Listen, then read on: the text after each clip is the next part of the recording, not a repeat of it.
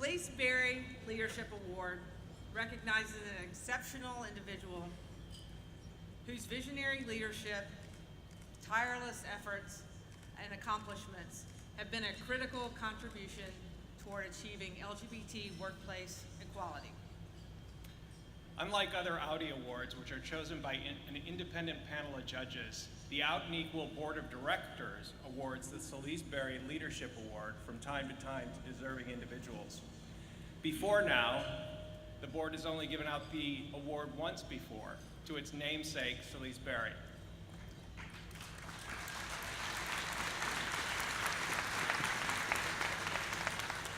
Tonight, I'm delighted to present this award to a man who has helped so many people around the world understand the LGBT experience, and through his work has transformed countless workplaces. Please join me in honoring author and educator, Brian McNaught.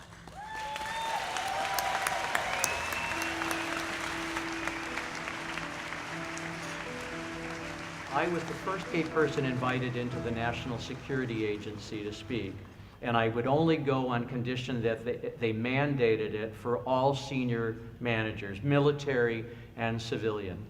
And one of the things that I told them to do after they left the workshop was to go to their offices and talk about where they were and to say the words gay, lesbian, bisexual, transgender, not LGBT because people think it's a sandwich, and don't say diversity because it's a dodge on the issue. Say lesbian, gay, bisexual, transgender.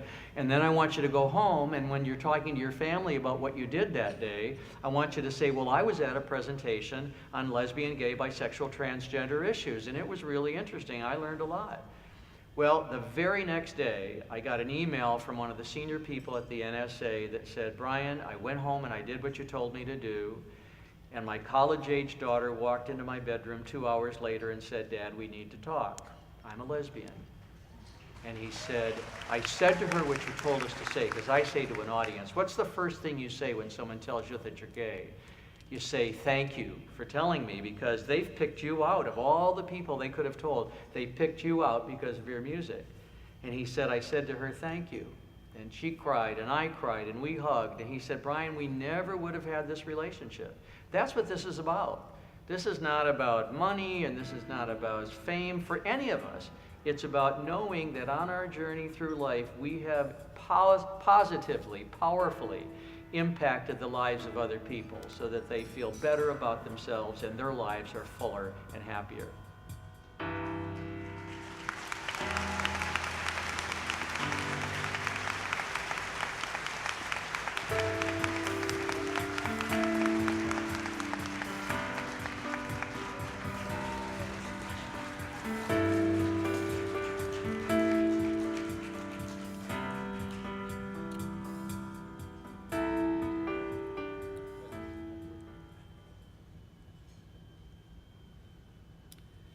This is very special, as you might imagine. Have you ever watched the Academy Awards and the person who won the award goes up and starts randomly thanking the man upstairs and their grandmother, and you think, why didn't you write a speech? You knew you were going to get this award. And so rather than thanking my grandmother and the God, I thought I'd share some written comments with you about what this award means to me. But before I do, I want to invite in the spirits of all of the young men whose names are on the wall outside of this room.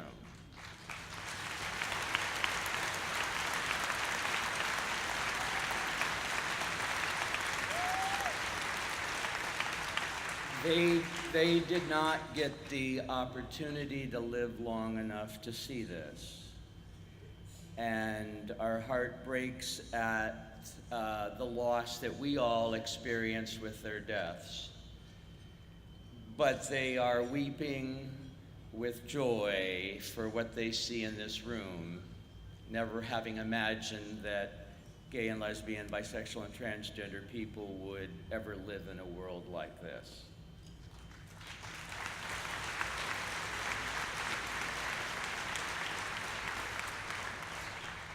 There's a large green channel bell maybe 20 feet tall in the entrance to Provincetown Harbor, where Ray and I, my partner of 35 years, and I spend half the year. And I ring that bell every single day in memory of people who have died, people who were recently born, like a new grandnephew, of people who were married, like my friend Todd Sears, and in gratitude for life's abundant gifts. In fact, whenever any of the kids, and I take kids out all the time on the boat to teach them to ski or to fish, or we go whale watching. Whenever they get in a boat, the first thing they say is, let's go ring the bell, because they know that's our tradition. And there are many people in this room who have been in my boat, which is called the Brian and Ray, as we create large waves around the bell to send its clanging noise into the atmosphere. And so I want you to know that when I return to Provincetown in the spring, the first trip out on the boat is going to be to ring the bell in thanksgiving for receiving this wonderful award.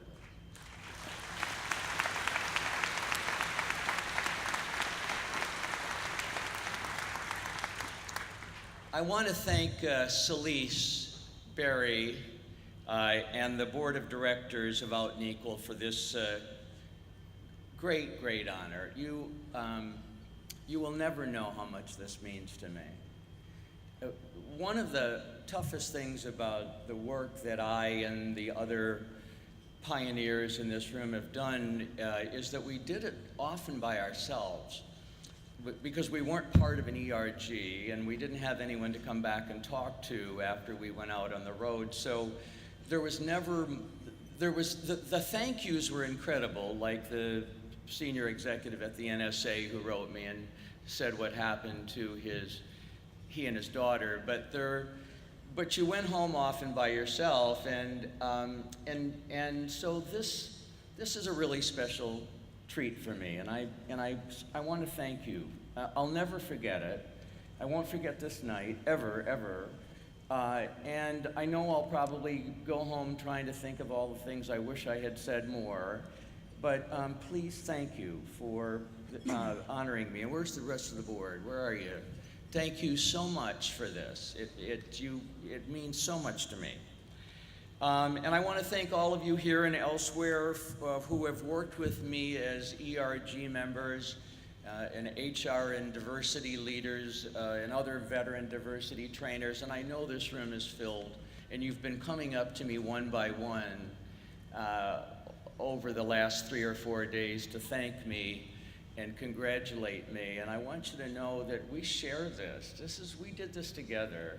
I've been doing it a little longer than most, but we did this together, and I thank you. And I want you to know, Board of Directors and Selisse Barry, that though I get to keep this award, and one day it'll go to the Stonewall National Museum in Fort Lauderdale, which is our gay, lesbian, bisexual, transgender Smithsonian. The award belongs to all of you, and I ring the bell for you too. And I want to thank my trailblazing friends, Bob Whittick. We can have a big cheer for Bob Whittick. For originally nominating me for the Audi Award, and for Deb Daggett of Merck. Give it up for Deb Daggett. Is there anyone in the world like Deb Daggett? And Steve Goldman of Goldman Sachs, and Anna Duarte McCarthy of Citi.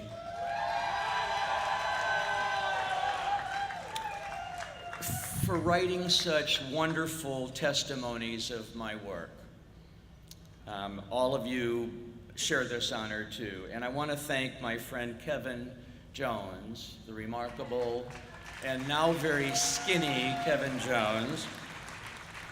You give me such hope for the future, Kevin Jones, and all of those like you, and the bell rings for you too. Thank you, Frank.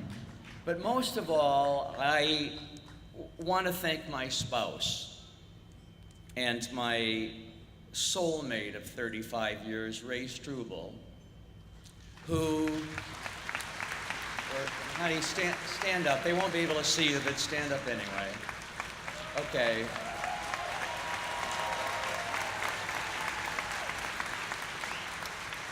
Who, despite having had major back surgery, climbed onto a plane from Fort Lauderdale to be with us tonight. I urged him not to come, but he wouldn't be deterred. Ray's name should be on this award too, because it was his generosity and encouragement that enabled me to do the work that I have done. Ray is a hero in his own right, being one of the first openly gay senior executives on Wall Street. He was at Lehman Brothers, on the trading floor in the early 80s and 90s as an openly gay man.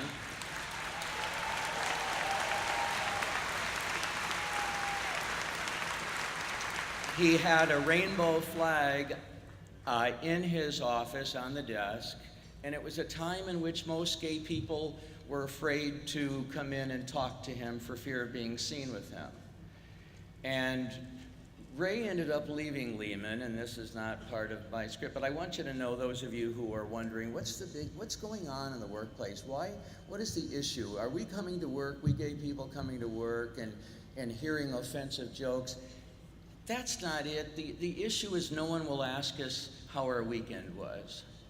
No one will ask us what our plans are for vacation, because they're afraid that if they do, they're going to get into a conversation they don't know how to handle. Right? Seriously, when I work with an audience, I'll say, you know, it's a little like knowing a little Spanish and you're afraid to say buenos dias to somebody because they're going to come back in Spanish at you. They're heterosexual people who are really well-meaning in the office are terrified that if they say, how was your weekend, you're going to say, well, it was great, we had sex in the living first, and then we moved to the kitchen, and then to the bathroom floor, and it was great because we're homosexuals, and that's what we do. You know, I tell this to audiences, and they all laugh because they know I'm exactly right. That's exactly what they're afraid. So I tell them, I'm just going to tell you we went to a movie. That's all there is. It was Ray's salary that allowed me to accept speaking engagements in 1976, at which time I was sometimes offered just gas money to speak at churches or in high school and college classrooms. And he never cared about that. He always felt that his money made it possible for me to go out into the world and tell my story. And he always felt that it was his contribution to the movement too. And there are a lot of us out there who are doing work who couldn't do it without our spouses making it possible for us to go do that work.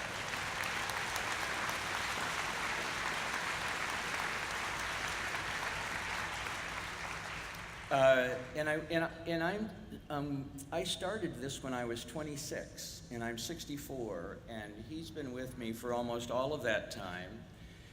Ray was the person who read my proposal to Bell Corps. Bell Corps was the first company in the United States to provide training specifically on sexual orientation in the workplace, and I was the first person to do that training. And Ray was the person who read my proposal. And Ray was the person who read my manuscript, Gay Issues in the Workplace, that came out in 1993. And it was Ray I called, thank you, and it was Ray I called from hotel rooms around the country and the world, from Oklahoma City to London, during which I would share with him in exhaustion but excitement over a room service meal what progress we had made that day as a community. Sometimes the stories were scary and he was afraid for me, such as when a factory worker in Massachusetts said that if he heard someone come out as gay, he couldn't guarantee they wouldn't lose their hands in a machine. Or the fundamentalist Christian in Dallas who angrily leafleted all the chairs in the room before I had a chance to speak. or the time that security guards in the factory were called into the training room because someone had left a duffel bag and we weren't sure what was in it. But most of the stories he heard were exciting stories like the one from the NSA, but he was the one that I shared them with, and I always knew he would want to hear them. So for all of that, I say to you, thank you, Ray. I ring the bell for you.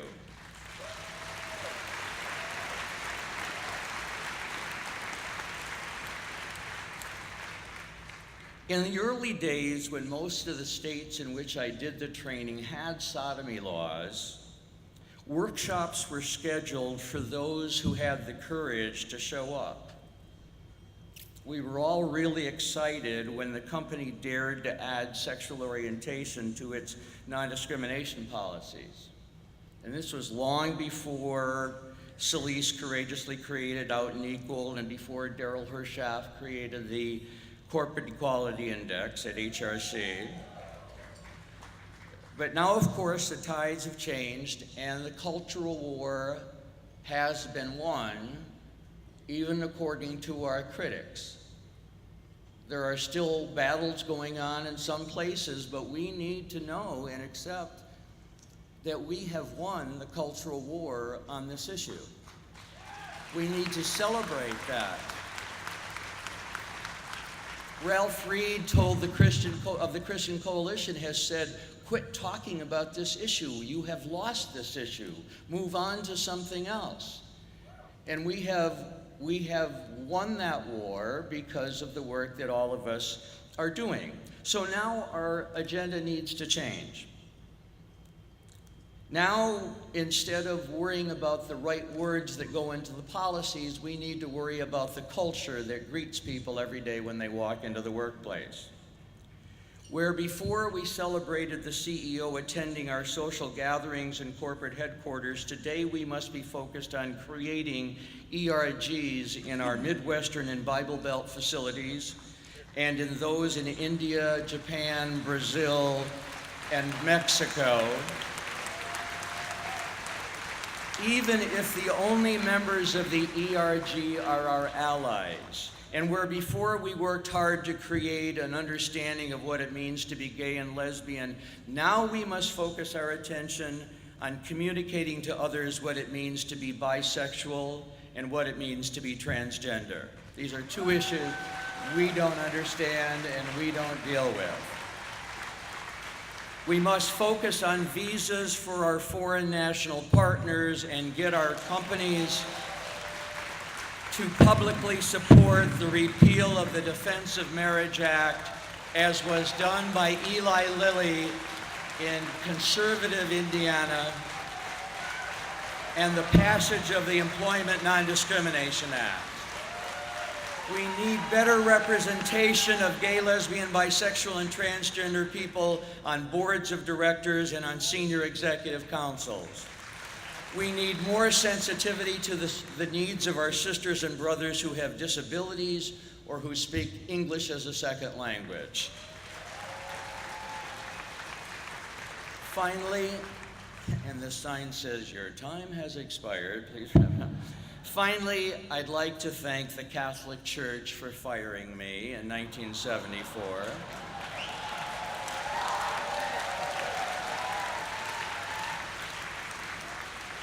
I was a columnist and a reporter and an occasional talk show host for the Catholic Church in Michigan, and when I told them that I was gay, they fired me. But had they not done so, I would not be here tonight, and I would not have met Ray, and the work that I have been doing I never would have done.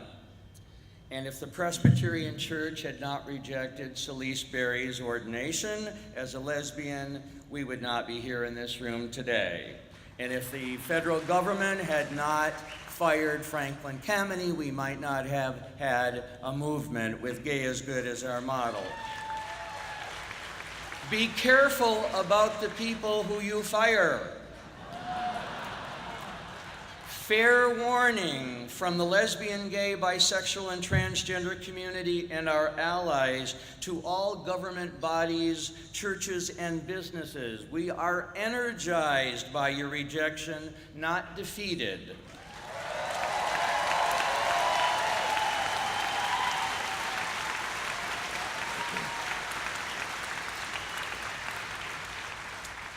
And the bell you hear is us celebrating our lives. So my time is more than up, but not my work. My work continues because it is my life, and I feel very lucky that I have had an opportunity to do the work that I have done and to do it with you. And so next May, when you hear that bell ringing, know that I'm in the boat ringing it for you. Thank you very much.